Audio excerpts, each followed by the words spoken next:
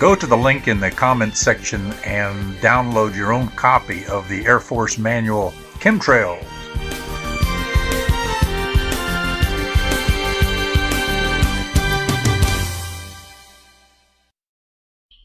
Hi folks, this is Stomp K, and I'm coming to you with my fourth video editorial.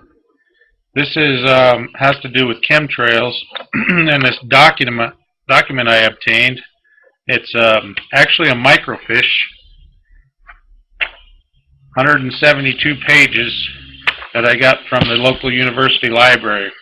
We had to do an interlibrary loan to get it, even though when I originally went to find it at the local college library, in the card catalog or in the online catalog, it said it was there, but when I went to find it in the location, it said it wasn't there. So we had to do an interlibrary loan, and it ended up coming out of the Oklahoma Department of Libraries. Anyways, so the reason I wanted to get this document is because it's from the US-Airforce Academy. It's a chemistry manual from the fall of 1990. And, of course, the US-Airforce Academy is located in Colorado Springs, where they train the pilots for the US-Airforce. The interesting thing about this document is the title of it. That's the title of it. This is a copy off of the microfiche, the title page. There's US-Airforce, Chemtrail, Chemistry, plated, document number. There's stamped October of 1990,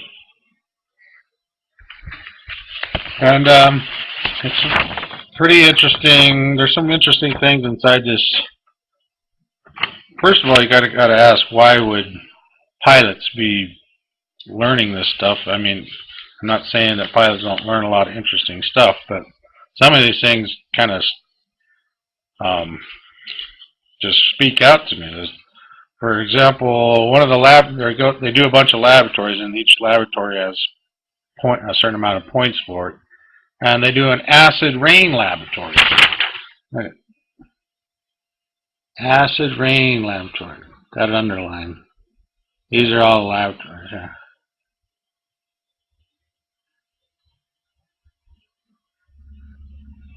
I'm not a scientist, so it took me quite a bit of research just to understand some of this stuff, and some of it seems to be tied with photography and stuff like that, which would make sense if you're, a pilot. But why would you have to be learning about acid rain? I mean, weather patterns maybe? I don't know.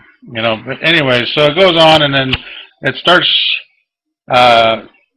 getting into the chemicals that they are going to study in this lab, and the chemicals are like all the chemicals that are used in weather modification and can be associated with HAARP and all that stuff. There's lithium ion, sodium ion, beryllium, all these ions, aluminum 3, iron 2.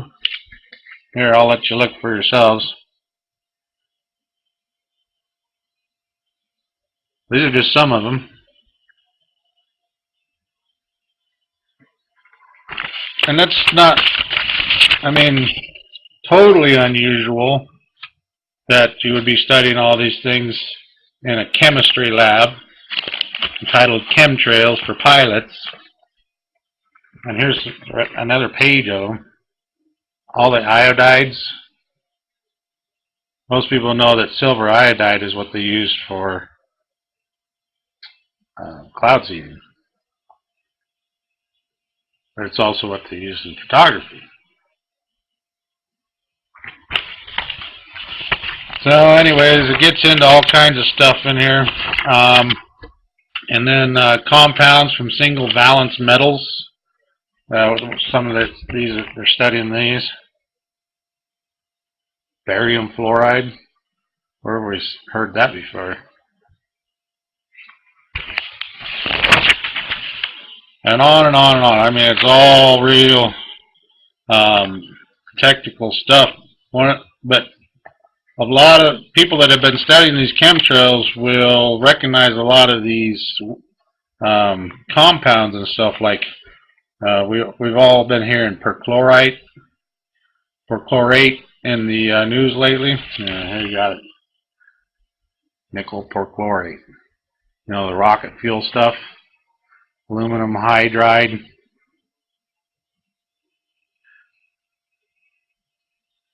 Phosphorus trifluoride. Where have we heard that before? Oh yeah, it's in our drinking water. And then you can go, it goes on and on. Hydrochloric acid, cyanide. Okay, and then here they're studying the Lewis structures. Peroxides, superoxides, fluorines.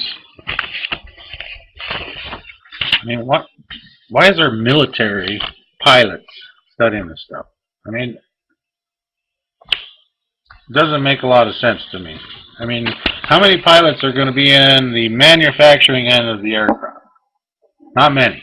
Not people that go to the US-Airforce Academy are trained to be pilots, basically. Now, some of them will be support and stuff like that, but the people that build the aircraft are civilians, first of all. So the reasons for learning all these chemicals is kind of beyond me. But, you know, what are they mixing up with over there? Some of this stuff is cyanides, just crazy, you know? And so you got to ask yourself, where are tax dollars going? Why are we paying tax dollars for these people to be screwing with all these chemicals to kill other people? Does it make any sense?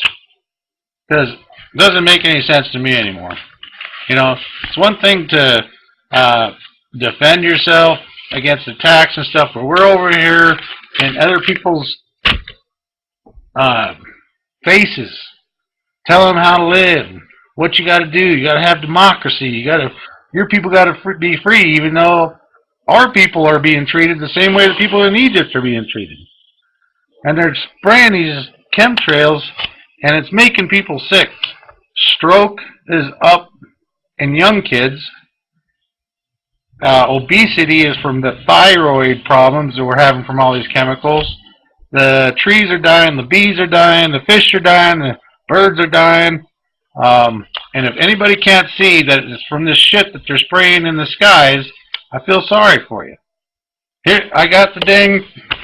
It wasn't the conspiracy theorists that came up with the term chemtrails. It was the US-Airforce.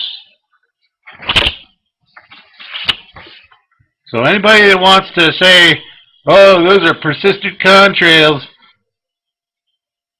come talk to me, okay? I'd like to have a word with you.